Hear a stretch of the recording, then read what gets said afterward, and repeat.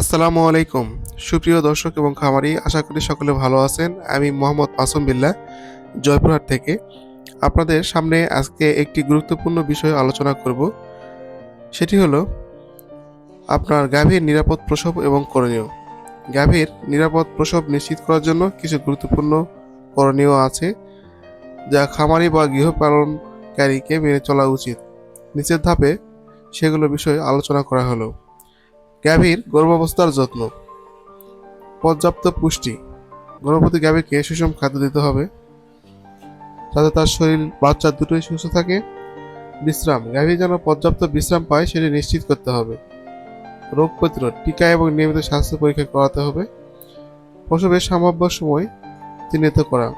প্রসবের সম্ভাব্য সময় গর্ভকাল সাধারণত 9 মাস 280 দিন কাছাকাছি এলে নিচের লক্ষণগুলো দেখা যায়। গাভীর স্তনে দুধ জমা হতে শুরু করে, যৌনাঙ্গ ফুলে যায়, কিছুটা লালচে হয়, প্রসব পথ থেকে সাদা তরল স্লাইম বের হয়, গাভী অস্থির হয়ে পড়ে, ঘন ঘন ওঠানামা করে। প্রসবের সময় করণীয়। পরিষ্কার স্থান। প্রসবের জন্য পরিষ্কার ও নরম বিছানা প্রস্তুত করতে হবে। খড় বা শুকনো ঘাস ব্যবহার করা যায়। হাত ধোয়া।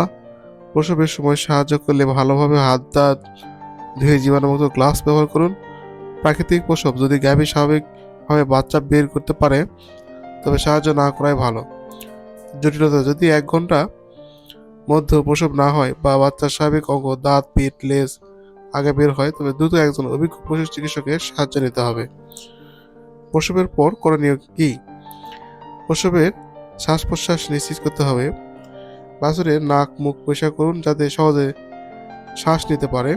মাতৃদুগ্ধ পান। বাছুরকে প্রথমে 1-2 ঘন্টার মধ্যে মায়ের শাল দুধ কলস্টাম পান করাতে হবে। গাভীর যত্ন। গাভীকে বিশ্রাম দিন এবং হালকা গরম পানি খাবার দিন। প্রসবজনিত জটিলতা কমাতে গাভীর স্বাস্থ্য ও পুষ্টির প্রতি সারা বছর নজর দেওয়া অত্যন্ত গুরুত্বপূর্ণ। প্রয়োজনে আপনি স্থানীয় পশু চিকিৎসক বা প্রাণী সম্পদ কর্মকর্তার সঙ্গে পরামর্শ করতে পারেন।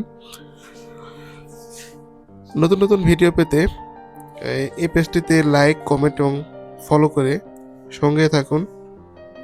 সকলকে ধন্যবাদ। সবাই ভালো থাকবেন, সুস্থ থাকবেন। আসসালামু আলাইকুম।